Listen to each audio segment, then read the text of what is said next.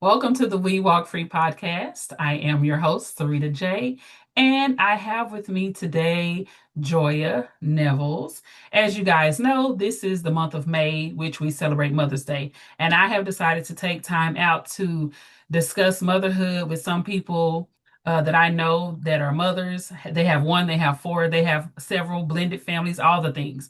And we're discussing the good, the bad, the ugly of motherhood, what we have learned along the way, what we wish we would have learned, and everything in between. So, introducing Joyia Nevels. How are you? Hi, good. How are you? I'm doing Hi, good. everybody. So, I want to say this that for everybody that doesn't know, Joyia has been knowing me all my life. Let me put it like that.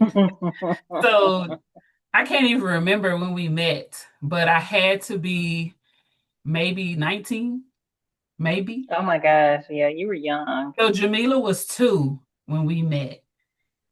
I remember her being 2. Okay. I don't know nothing about the math, but I'm 44 now. She's she's about to be 28. So we've been knowing each other for years. It's so crazy how life does its spin. So we went to church together when she was with Jamila, when Jamila was a baby. We were in the Hmm. young adult choir singing Yes, all the the things. ensemble. And then you left, then I So many years ago. yes. You left, then Then we I left. came back, Then yeah, we came back. And now she to my the same cousin, y'all. church years later, and now the godmother of your babies. Yes. All Yeah. the things, all the things, all of these things. And Hmm. so Hmm. um I want to ask you because the other mothers that I've talked to, they're not single moms, they're married, they have kids and what have you, but your story is just a little bit different Hmm. because you are a single mom. You have one. And so Hmm. I just want to know from you, because I'm a single mom now, but I want to know from you, like, what struggles did you have early on as a single mom, holding it together? And let me just also say this. Um, Regardless of whether you have been a single mom, had a lot on your plate, you have always been available even when maybe you couldn't have been available. You've always been a friend. You've always been a sister. You've always been a listening ear.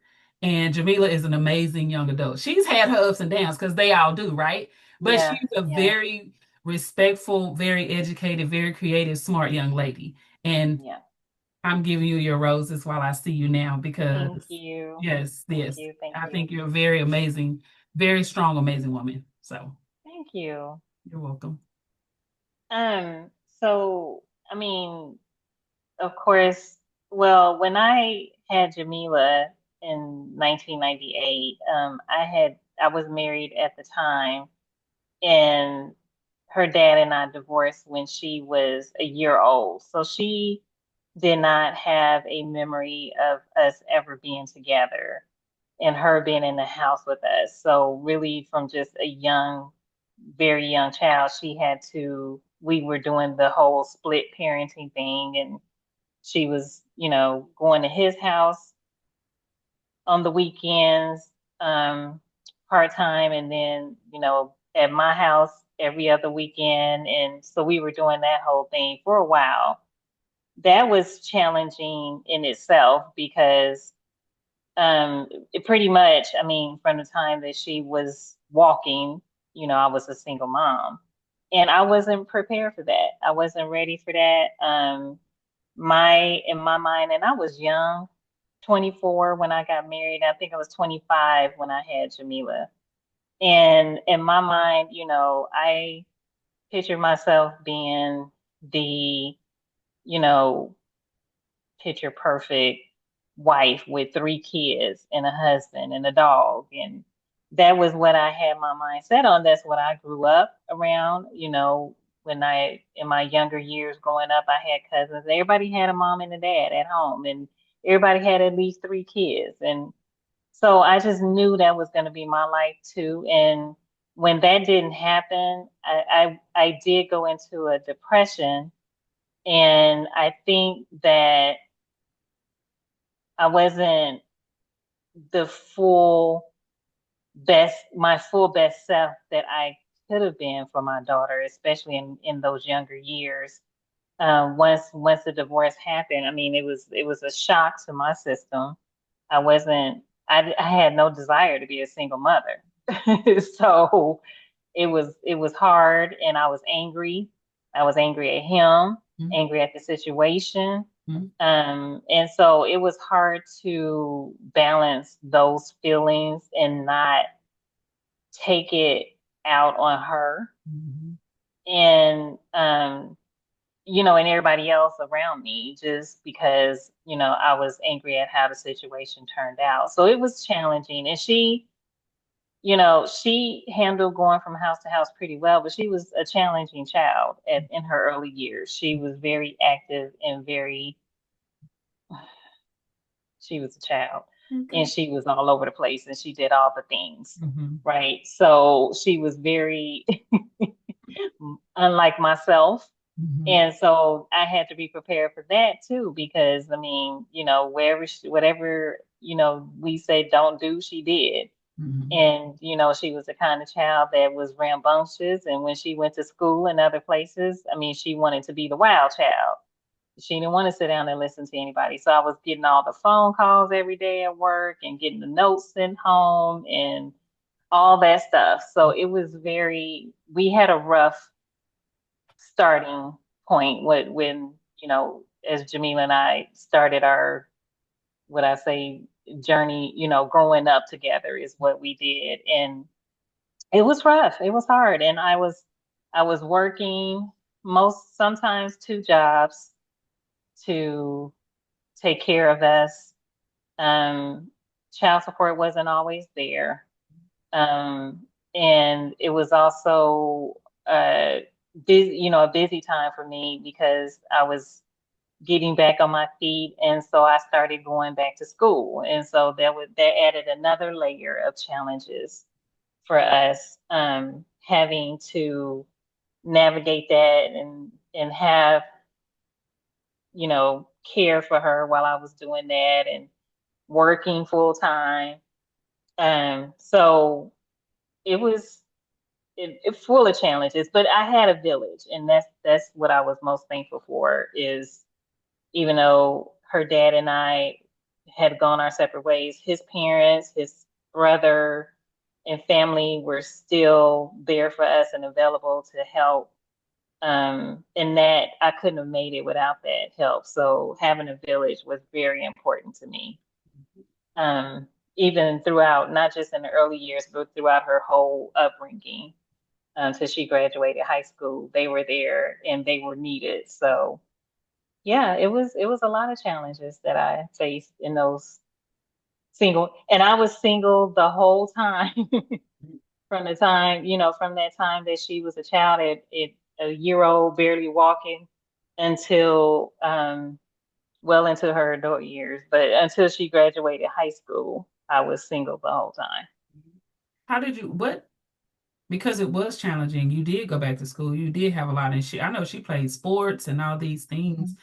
What were some things you had to do for you just to keep it all together? Like, were there certain things that you could tell to a single mother now, like, hey, I know it's busy. I know you have kids. I know you're trying to, take care of this or that, but you have to make sure you take care of yourself. Were there certain things that you did throughout that time? We're talking, what, 18 years, 17 years or more, that you were Mhm. single, but yet you're going to school, your daughter's in sports, this and that, and work. Like, what did you do for Joya to make sure you kind of kept it all together? I took my moments where I could. If there was an opportunity that Jamila was going to stay with her dad for the weekend, then that was my time to regroup and recover, to rest or go out with friends or go to the spa or just to do nothing. Mhm. That was my time, and I took advantage of that time. There was rarely especially in those early years, it was rare for her to be gone. It kind of got to the point where he got her less and less. So I had her all the time. You might remember that because if you saw me, you saw her. Most of the time. And yeah, she was there. Now, if I really needed the time, I would arrange for her to stay with her grandparents. or she would go start going to birthday parties that had a sleepover. There were rare moments in between there that I could find and take for myself.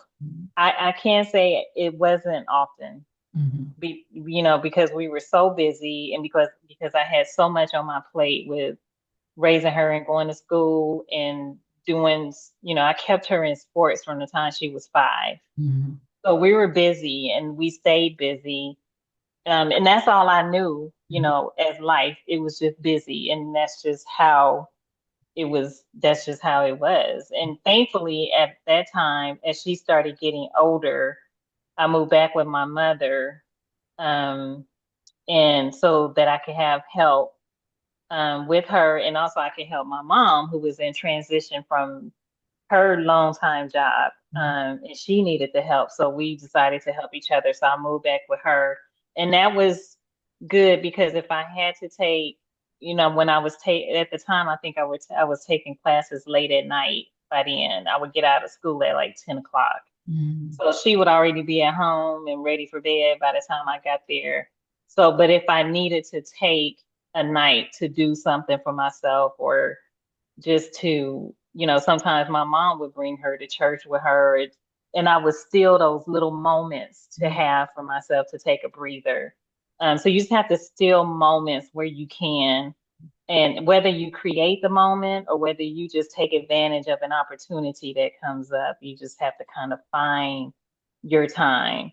Mhm. Um, but if sometimes if you feel yourself just becoming overwhelmed, depressed, falling into a rut, then I would just advise, if you have a village, to use your village. Mhm. Just to say, hey, I need a timeout. I need, a couple of hours just to go to the movies, or just to, you know, do whatever it is that I want to do, like go to a coffee shop, just get some quiet. Mhm. Then if you have a good village, I would definitely use my village, and don't be afraid to ask for that time, especially in these days and times where your mental capacity is so important, and people are becoming more aware of that and more cognizant of that.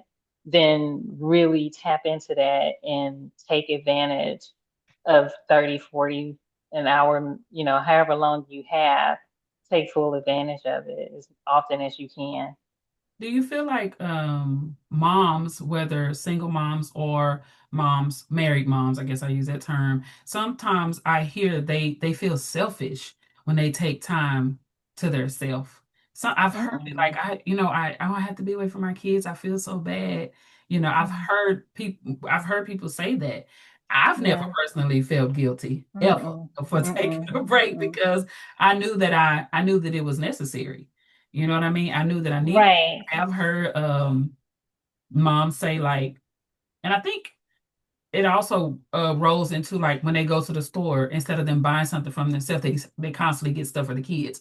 Almost like their identity is now, you know, Yeah. being taken that, I'm just a mom and this is all that Yeah. I do. But have you never heard that where people were like, I just I haven't heard that, and I did not feel that way either, because I knew that 95% of my time was going to Jamila. Mhm. So I never felt that way. And I don't think, just in my opinion, that it's selfish to feel, that it's selfish to feel that way, that you take some time for yourself, because earlier I mentioned being your best self for Mhm. your child. Mhm. That includes taking your time Mhm. and giving yourself that breather, Mhm. because if if you running all the time, and you taking care of kids all the time, and you doing this and you doing that, and adhering to a strict schedule with their schedule, your work life, your husband, your things, that the other things that you have going on, then you're strictly working on that schedule every day, and it's tiring, it's mentally draining. So you have to find time to give yourself time to be in your own presence, Mhm. and keep your own self present, as far as who you are, Mhm. what you like, what you need to do.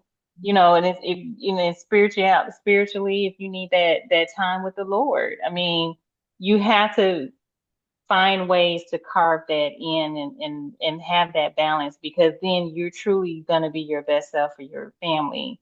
Without it, you're going to be stressed out all the time, anxious and angry. And I mean, it's just yelling at the kids all the time because you don't have that time for yourself. You lose yourself easily. So I just think it's very important to not be selfish, but to reclaim your time for your own self and presence.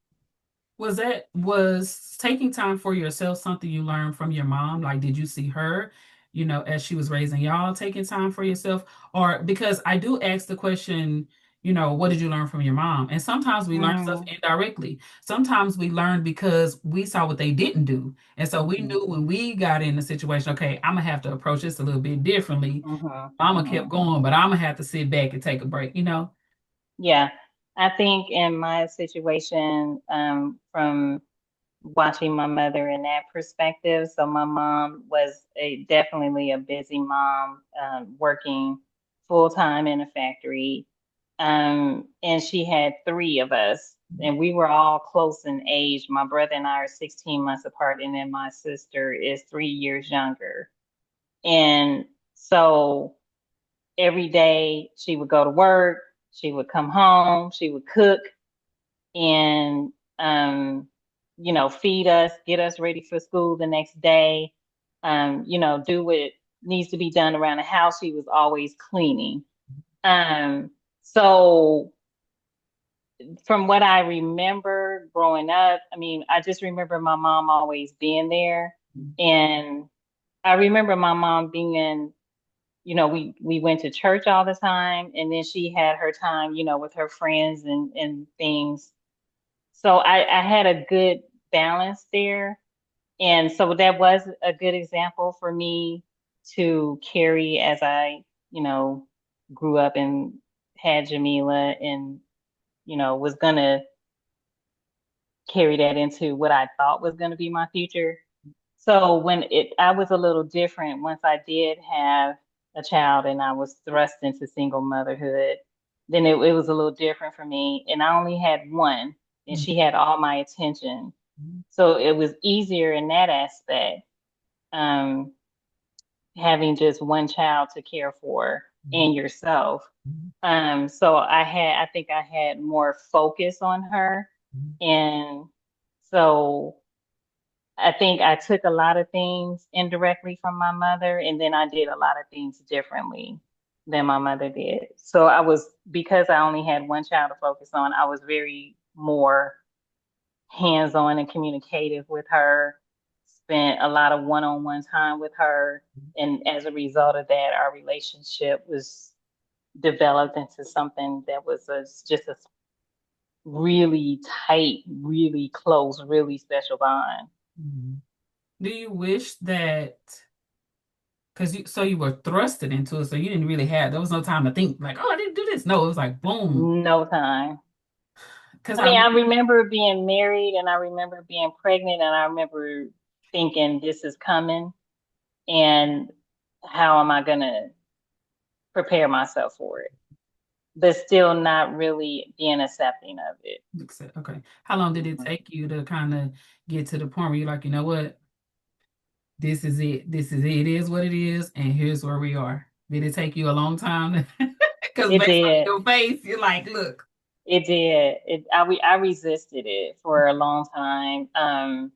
And even after we separated, I still was like, I can't.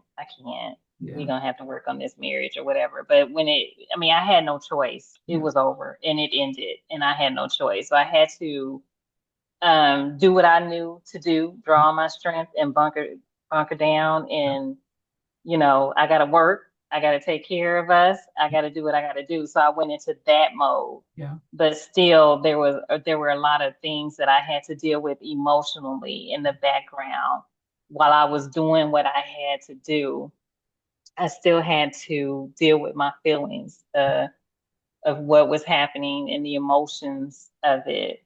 And also, trying to be a good mom and not that angry mom, like, come on, get over here, put that down, Mhm. just snatching all the time because it was just me, and I can't say go in there and sit with your daddy, or go in there and let your Yeah. that wasn't happening. So I had to learn how to manage my emotions, Mhm.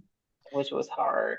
So, were there any times throughout the journey that you showed Jamila like your vulnerable side, like mama having a bad day today, like, and where you were emotional, or you kind of had to say, "Hey, please forgive me. It's been rough." Like, did you ever had you had to show her kind of, your human side, if you will, because we are like super moms to our kids. We do Yeah, everything, but did you have to show her like the human emotion side of Joy? Like, I'm just a human, and it's hard right now.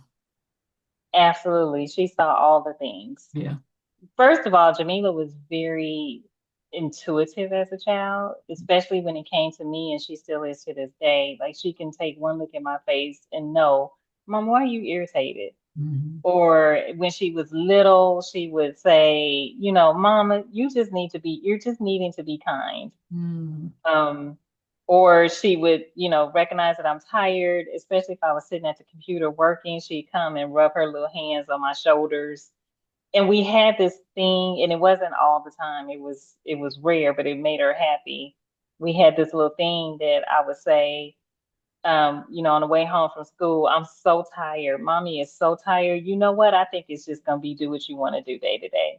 For real, let's do what you want to do day. I can do whatever I want to do. Yes, you can do whatever you want to do. And so then that was her time to watch her little shows and eat her little popcorn. And she just, have free reign in the living room. And she would let me have my time to go lay down Hmm. while she, did what she did in the living room, and she would be happy. I wasn't on her about let's read, let's, you know, go practice soccer, let's do whatever was on the agenda that we had to do because we were on the schedule. Hmm. So that was very rare, but those were those times that that we had those moments. But she's seen, she would see me very emotional all the time. She's seen me cry, she's seen me angry, she's seen me happy, she's seen me, sad. And, I try not to get deep, and there were moments that I try not to get deep into depression. Hmm. And I had, like I said, learning to control my emotions was important because I knew how intuitive she was and in tune to me and my moods. And I didn't want that to drain over onto her. So I had to control that, you know, you know, How? table it. I would have to squash it and table it until I did what I had to do with her. And, the main thing was to keep busy.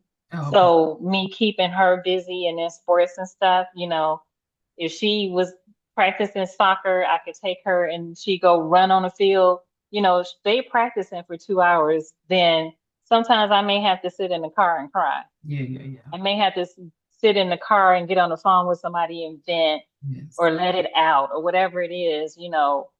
That was my time to do that. I wouldn't do, if I couldn't do that in front of her, then once she went to bed, then I deal with myself and my feelings or whatever was bothering me that day, Mhm. whatever I was going through and having to process. I have to table it until I Yeah. dealt with her and got her where she was good, and then I could have my moments. Mhm. So I'm going to turn the corner for just a moment, only because your life has turned a corner. Hmm. So I do want to ask you this. So you were married, then divorced, and a single mom Hmm. for a certain period of time. Going through that divorce, and I know you're married now, but like, how Hmm. did that experience shape the way you saw marriage in the future? Like, I know you're married now, but leading up to that, were you like, okay, dude suck, this is dumb. I'm not doing it. I'm tired. I don't want to do this. Or and I'll speak for myself and other women I've heard, everybody goes through this phase where you're like, I don't want to be with nobody. Bump it, Yeah. dumb. So Mhm. did you go through that phase, or were you always like love hopeful? Like, I know I'm gonna get married again. I'm just taking this time for me. Like, what was your outlook on it? I would say initially, after we got divorced, I was ready to get back to Joyia. I Yeah. wanted to be back out, hanging out. I'm still young and be out with my friends and, doing whatever it is that I wanted to do. Mhm. Um, and so I wasn't able to fully, of course, get back out like I wanted to because now I have a child and responsibility. So I was like this, teetering, like, I dated a little bit and I've always been the kind to have long, serious relationships. Mhm. So I did get into a couple of long-term relationships after Ken and I divorced. And so I think it was just only two long-term relationships. And each of those were a little different. So I think in the early years, I was more hopeful, Mhm. more it, not initially. Initially, I was like, I'm having fun, I'm good. Mhm. But as time went on, it started, and I was still, dating different people. These two men, I was like, okay, either, what's next? Or Mhm. is this going to go somewhere? So I was hopeful about getting married. And if it wasn't happening, okay, fine, let's go. Mhm. Um, and then so after the second relationship and there was no future Mhm. happening, then I decided, okay, I'm done. Mhm. I'm not, I got to focus on my child. She was going into getting older. She was still in elementary school, but she was getting ready to cross over to middle school. Mhm. And that's when the sports world got more Mhm. engaging and more committal. And so I decided I'm done, with the dating stuff. I'm done. Look, I'm not looking for a husband right now because right now at this point, my daughter is growing older and becoming more mature, and I can't just bring anybody in my house. So done with that. My main focus is on raising her and getting her prepared, for her future. And so I did say, or I will say now that that was a sacrifice for me, but that was a personal sacrifice that I made to be fully committed to her and not the dating world was driving me crazy and it was making me become a more of a person that did not want to represent to her. Mhm. So That's I made the decision to just, you know, mhm.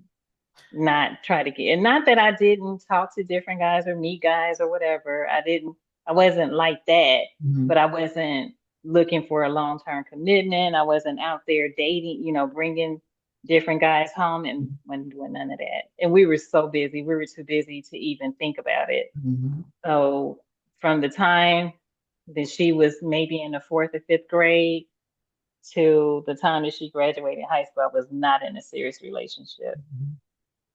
Would you say, or would you agree that the change from being hopeful to I don't have time for that comes with age? Mhm. No. Yes. Comes with age, comes with responsibility, comes with reality. Mhm. I will say that I was not looking to be single for that long. I Mhm. didn't think it wasn't a self-imposed, like, I'm not gonna, you know, marry anybody or be with anybody, until my daughter is old enough to get Oh. married. It wasn't like that. Mhm. It was just, I'm gonna take time back from that. But I was still hopeful spiritually, and I had put it before the Lord, like, this Mhm. is what I want. I do want to be married again. At the time, I did want more children, at least one, Mhm. and one more. And so I did want another opportunity, but I wasn't gonna just settle and I wasn't gonna be out there searching for the Mhm. opportunity. I wanted the Lord to bring the opportunity to me. I Mhm. just didn't know it was gonna take that long, Mhm. as long as it did. And so then it goes from being hopeful to, okay, I think I had my time and it's probably not going to happen. And, I'm getting old, she's getting old, and Yeah. then it became hopeless, Oh, I to got be you. honest. Yeah. After a while, it became hopeless. But God, what? But God had other plans. Oh, ram He in the bush did. over there. He did. He did. He sent So me your cousin. he did. Now we cousins. So, okay, so life is different if you Lifing. yes, because now you have a blended family. And So fast forward several years. I think Jamila graduated in 2016. Fast forward to 2019. She is figuring it out, going to school, trying to figure out what it is that she's going to do with her life after high school ended and all the sports and all the activities ended. Joyia had no idea who she was. Mind you, I had went to school for 12 of those years, getting my degrees and work. So the busy was just busy, and then it stopped. And then it was like, okay, so what am I to do? She didn't need me anymore. She had a car, she had her friends, she was always gone. So then it was just me. And so I had a hard time discovering myself again and a hard time, peeling back the fog of, the busyness and everything. And so I wasn't just out there in the dating world. It was really hard. I mean, I think I did go online a little bit and I felt invisible. mm, So it wasn't like I was out and, men were like coming up like, hey, I mhm, was not the person that I was before when I was younger. I was older and I had been through some things and now I was starting to have some health challenges. mhm, So it wasn't easy. And so it, at the point in time that my husband came along, I was at the point where I was like, yeah, I got to focus on me. It's some things that I need to do. I done, had these health challenges. I'm trying to rise again and become my better self. So this, I'm gonna focus. I had my plan laid out, so mhm, to speak. mhm. Um, and then he came along and I was like, yeah, I'm good. So I I wasn't receptive.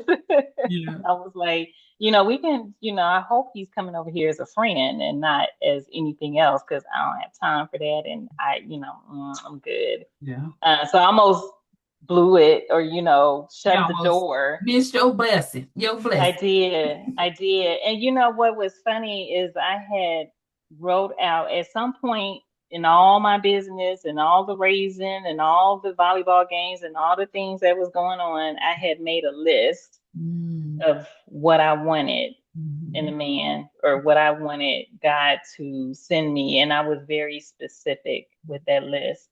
And I put it in my Bible and closed it, forgot about it until Anthony and I got married. Maybe a year or two after we were married, I found that list.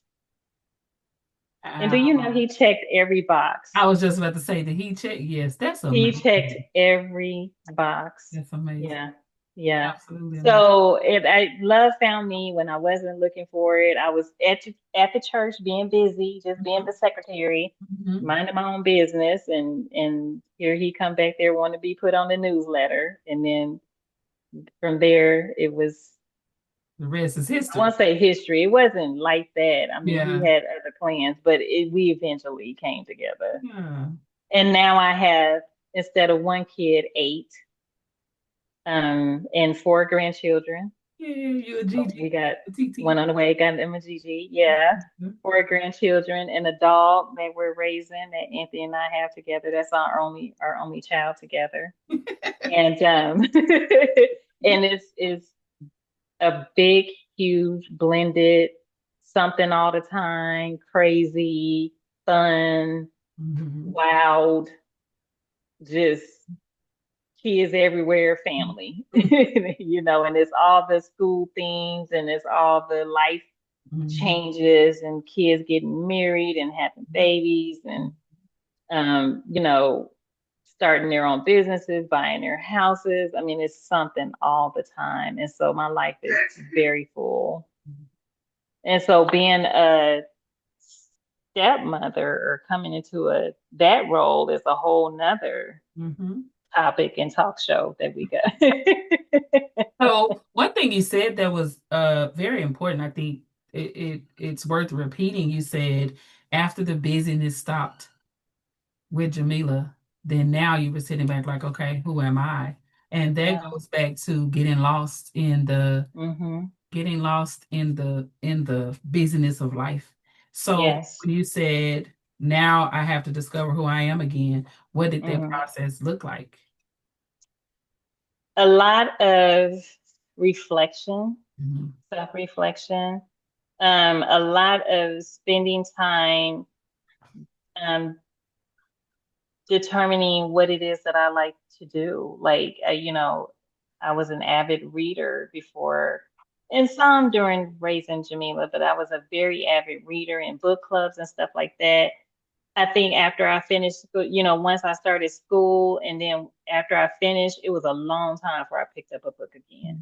And that was really, a very good big habit of mine was reading books. I mean, I read all the books. I knew all the authors and it was just fun to me. And I had friends who, like to read with me. So I did lose that, but I have kind of gained it back, but not like I did. Mhm. Um, so just rediscovering, things that I like to do. And everybody that knows me knows that I'm into makeup and fashion and things of that nature. And I will be honest, I didn't quite lose that, Mhm. but I was able to tap more into that. So, I mean, just slowly re-entering back into my world of just doing the things that I like to do. I spent a lot of time alone doing things. Mhm.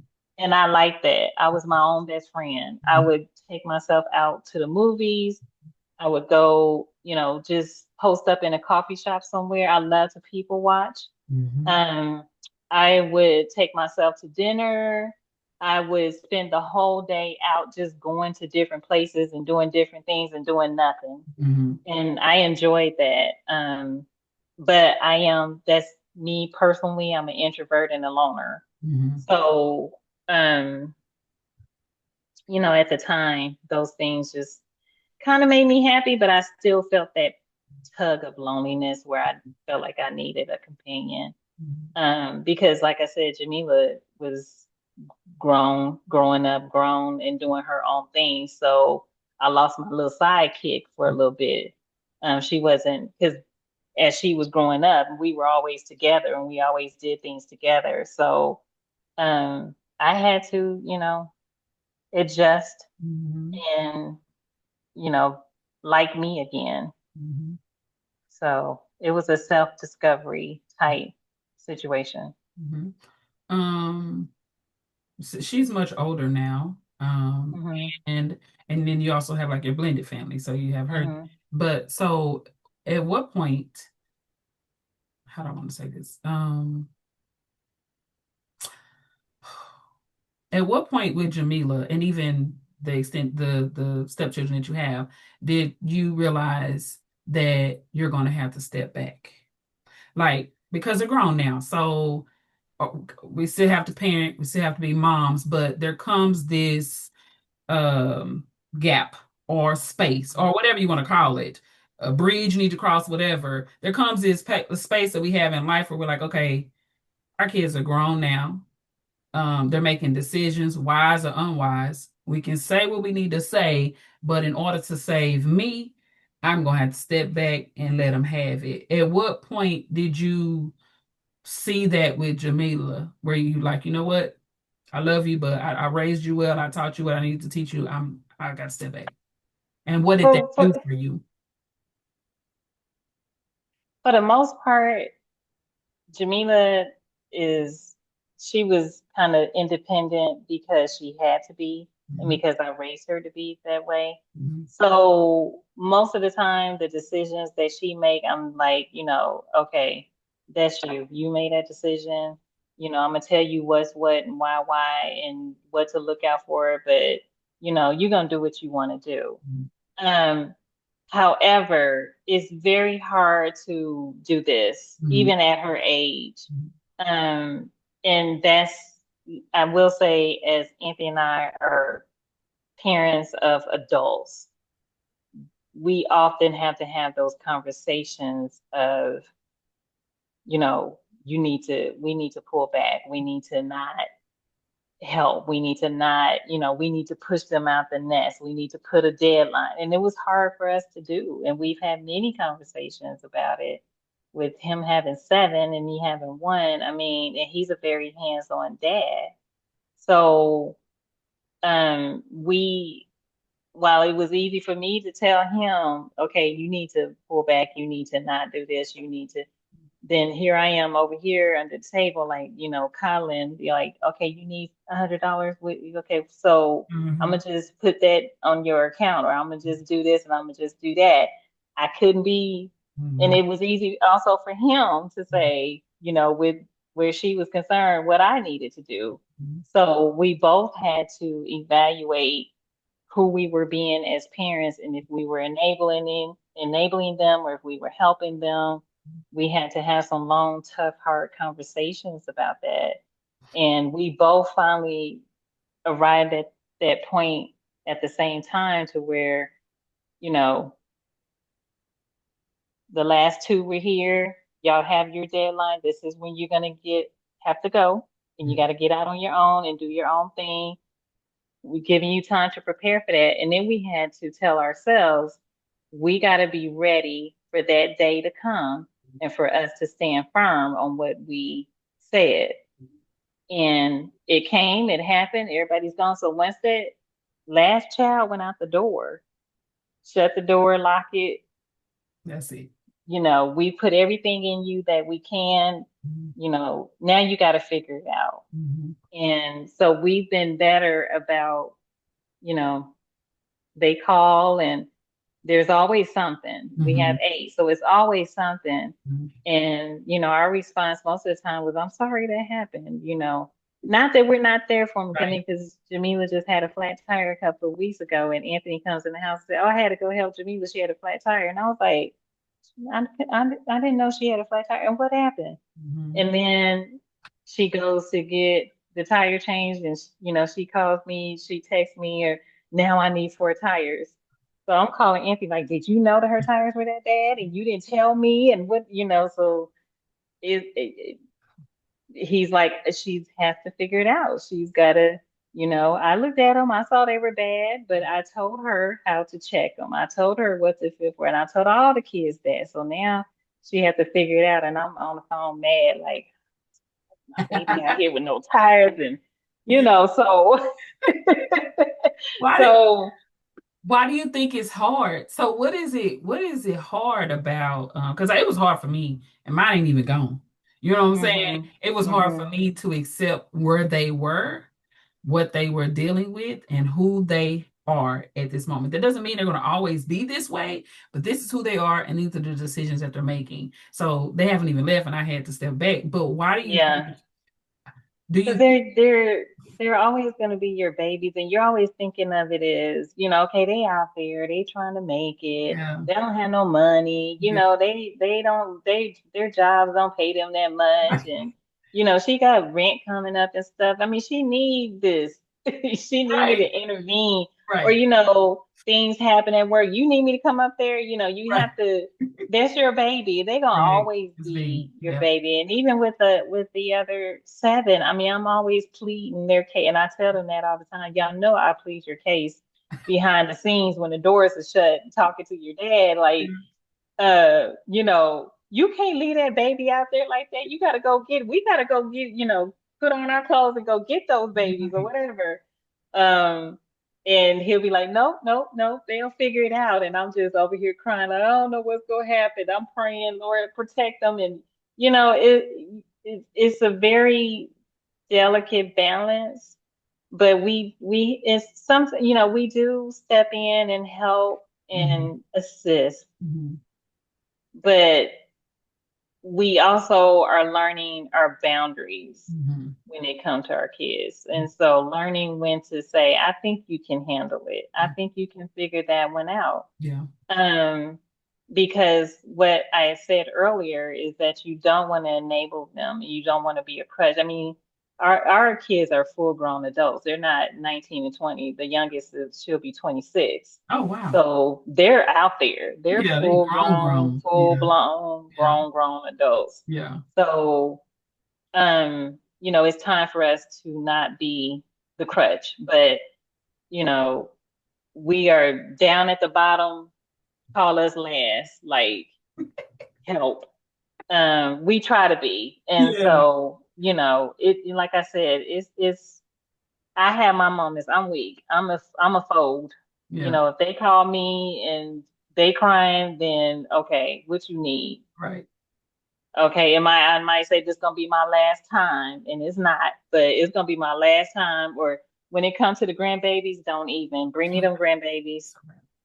Yeah. So, you know, and if I know that, one is having one and they need stuff. And so I've gotten to a point where I tell my husband now, this is what we're getting because we're grandparents and he just has a totally different outlook on that. So I'm gonna be the grandma to go buy The thing that's, yeah, all the the things. thing. Yeah. Yeah. And he's gonna be like, well, I'm the granddad. I know who they are. I know where to find them. I'll get them something later. We don't do that. Mm. So yeah, it's hard. It's Anthony hard. would. Huh?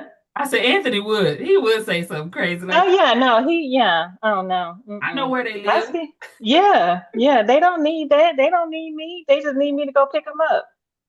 So Oh. yeah.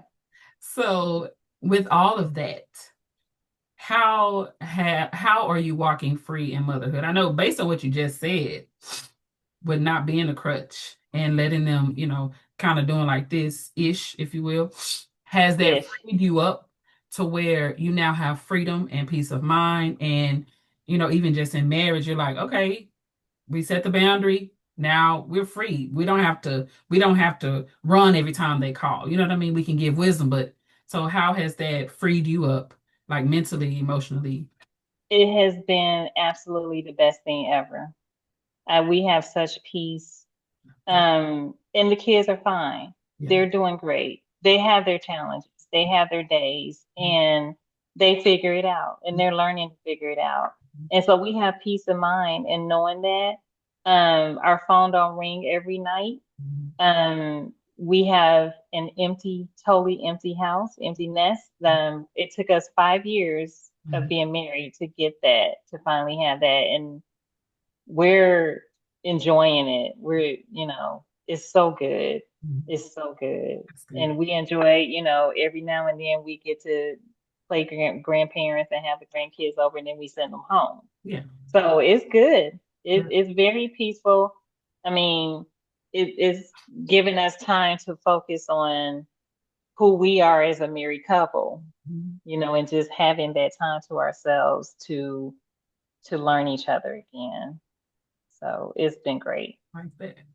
Okay, so you kind of already early on you gave wisdom. You have been throwing out nuggets of wisdom throughout the whole entire podcast, even for single women about having a village and just about what to do to take care of yourself, letting your child or children see that you're having a day, how to handle Hmm. that day, what to do. So Hmm. I just want to say thank you so very much for Oh, thank you the for having me. opportunity for you to share your story with us and everybody that's going to see this. So, thank you guys for joining us on the We Walk Free podcast. We will have more coming soon. Thank you for tuning in.